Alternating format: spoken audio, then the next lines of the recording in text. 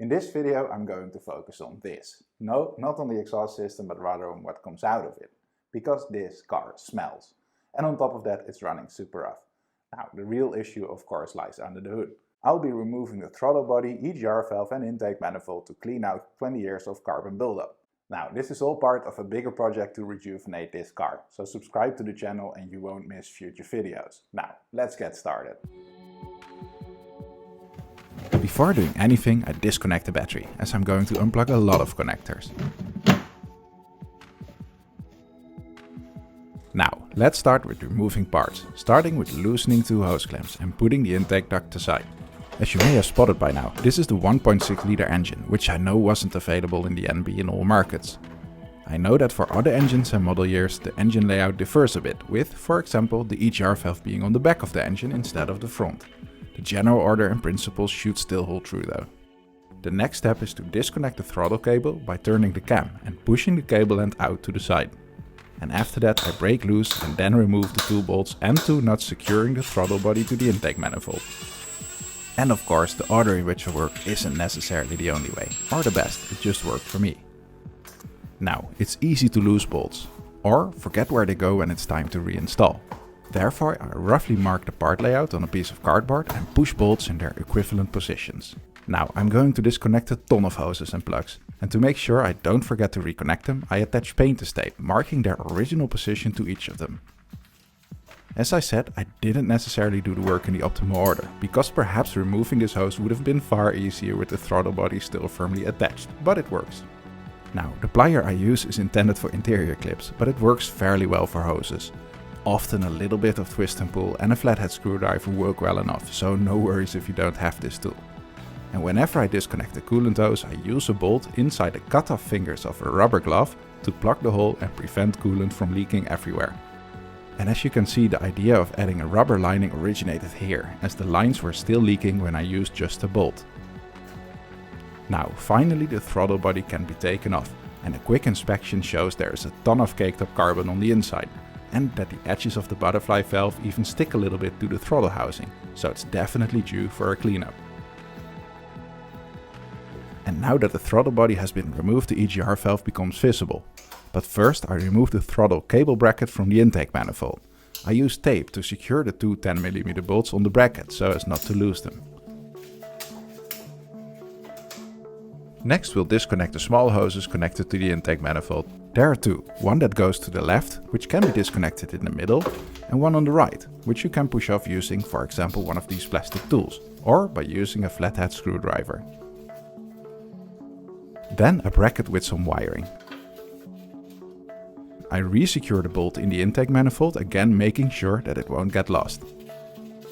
The hose on the backside of the intake manifold can be a bit stubborn and apparently brittle, but for me it came off fairly easily. And next I'll remove the EGR valve. It's secured with two 12mm bolts, which can be loosened with a little bit of breaker bar action and then fully removed using a small ratchet. The EGR valve has one electrical connector that needs to be unplugged. Apologies for doing it outside of camera view. And just like the throttle body, the EGR valve too has a ton of carbon buildup. I put it aside for now and focus attention on disconnecting the PCV hose. Although it's not in the best shape, it's less of a concern, since I intend to install an oil catch can in the future, which would mean this hose will become obsolete anyway. After that I loosen the clips that hold in place the electrical wiring for the fuel injectors. A small flathead screwdriver helps here. For the rear clip, push the screwdriver down into the slot on top of the connector to disengage. And subsequently I disconnect the 4 fuel injector plugs as well. Then I break loose the two bolts holding in place the fuel rail. There are plastic spaces between rail and manifold that you shouldn't forget to take out and later put back in. I didn't notice these at first, so you'll hear them falling in the catch tray under the car here. Now, I thought I'd need to disconnect the fuel rail, which is messy. Luckily for this car and engine that isn't necessary, it's possible just to put it aside. Nice. Now, the intake manifold for the 1.6 liter engine is mounted using 9 fasteners, the location and type of which can be seen in this graphic, and an additional bolt mounting the intake to a bracket.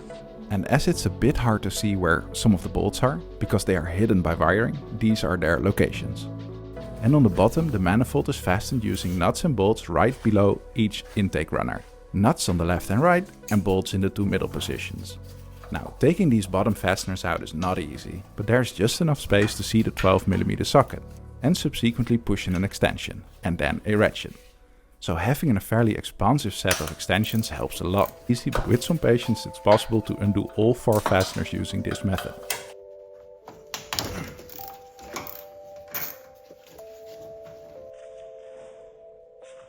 And the top bolts of course are easier, although the one in front is still quite hard to undo.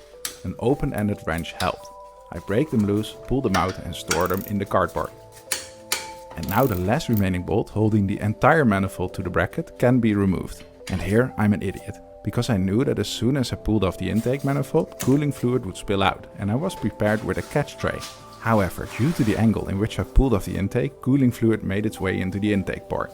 This is bad, because the fluid could seep past the intake valves and cause hydrolock. I was quick to vacuum it out, so I don't think I did any lasting damage, but it is still bad. Now, at this point the intake manifold still can't be taken out, because in the back the EGR tube is still connected using 2 10mm bolts. Loosening them is hard due to the lack of space, but a combination of wrenches and small ratchets should get the job done.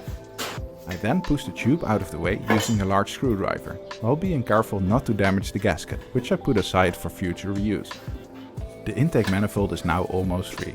Almost, because on the bottom a tube is mounted using a clip and a wire loom is connected using a bolted on bracket. I get them loose and finally the intake manifold is free. And because it was hard to see in the previous shot, here you see both tube and clip as well as the bracket I just took off. Now, as I said before, I messed up when I broke loose the manifold and allowed coolant from the chamber right below one of the runners to seep into the intake port. So this badly designed animation shows what went wrong. Looking from the front of the engine, you have the engine block itself and the manifold on the left. Now, this is the manifold mating surface layout. And as you can see, there's a coolant channel right below the 2 rear runners. The coolant channel is blocked off on the intake manifold side, but it's definitely there on the engine side. Now, when I took off the manifold, I first moved it like this. This meant that the coolant, which wants to spill out of its channel, had no way to go but up. So a small amount made its way into the intake port. If instead I would have taken it off like this, I don't think I would have had this problem, and coolant would have just flowed down. Of course, draining the coolant beforehand would have been even better. Now, luckily not a lot of time had passed, and I think I got most of it out using a water vacuum cleaner. And I hope that when I start it again, any coolant that made its way into the cylinder just burns off in a cloud of white smoke. Now, with the intake finally out, the EGR mounting point is visible, as well as the passage in the intake manifold that transports exhaust gas from the port in the back to the EGR valve in the front. And it's exactly this passage, as well as the one that allows gases from the EGR to flow into the intake manifold, that I want to clean. Now, when I spray EGR and carb cleaner into the passage, it comes out the other end, so at least it's not totally clogged. I seal one end of the passage with tape and then spray a lot of cleaner into the opposite end. This allows the cleaner to soak thoroughly and effectively loosen the carbon deposit buildup inside the passage. Next, I clean the ports using a toothbrush and the large chamber or plenum using a new toilet brush, all while spraying liberal amounts of cleaner. And yes, I know that I should have removed the rubber hoses before going to town with a strong cleaner that has the potential to damage the rubber, but too late now. And during this process a surprising amount of nasty comes out. To finish, I rinse the entire manifold using water off camera.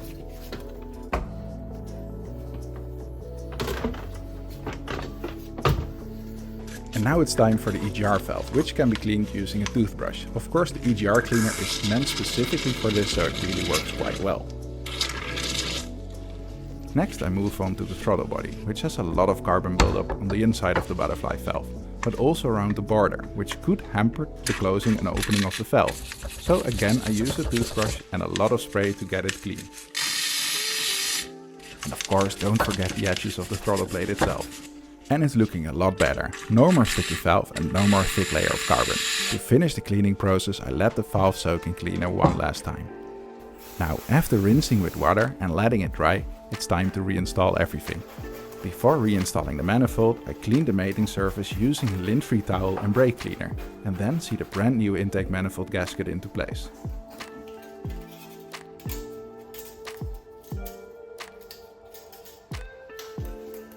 Now that the intake manifold can still be moved around, First, I remount the bracket with wiring to the underside of the manifold using the bolt I took off earlier. And of course I resecure the hose using the push-in retainer. Then I reseat the EGR gasket.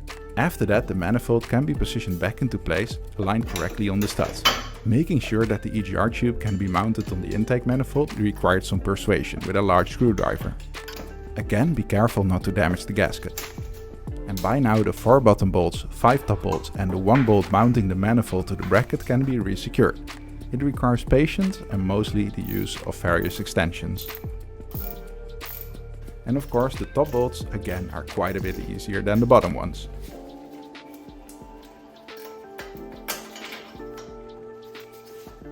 I then tighten the bolts to their specified torque, starting on the inside bolts, making my way out to the sides.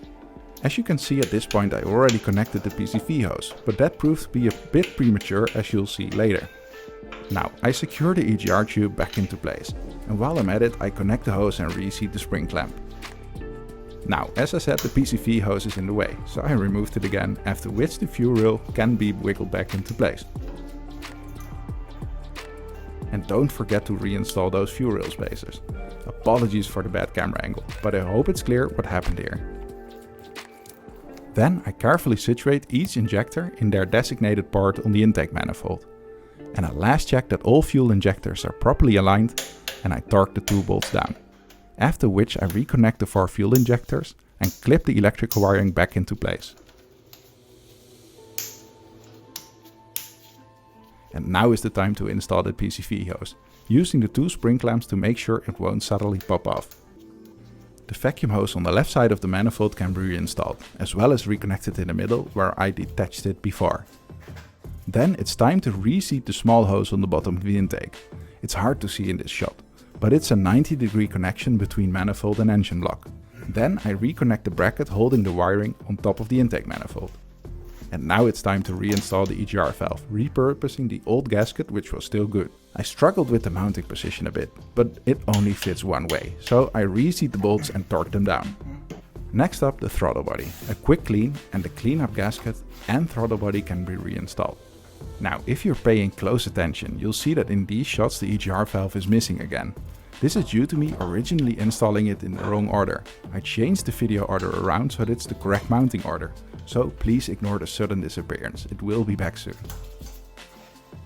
Then it's time to reattach the 2 electrical connectors.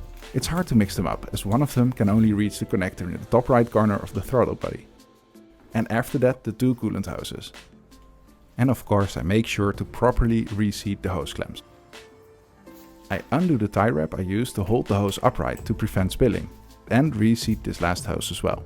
And this is where the whole paint to tape marking situation really helps to quickly spot any disconnected hoses and cables, as well as make sure they are installed in the correct place. And finally I reseat the hose clamp. I then connect the last plug of the EGR valve, and after that I torque down the bolts and nuts mounting the throttle body to the intake manifold. The last thing I still need to mount to the manifold is the gas cable. I first resecure the bracket and then I put the cable back in its place, again turning the cam so that the cable end can be inserted sideways and aligning the throttle cable on the guiding gutter. And now the only thing left is the intake duct. Push it on and retighten the clamps. Now I have one last small bonus improvement. Because I noticed that the gas cable had a lot of play, so using 2 15mm wrenches I break loose the 2 bolts on either end. This allows me to adjust how tight the cable is before I resecure the 2 bolts. Gas cable play gone. Now, one last inspection to confirm everything's properly connected and I didn't leave any cables or hoses unplugged.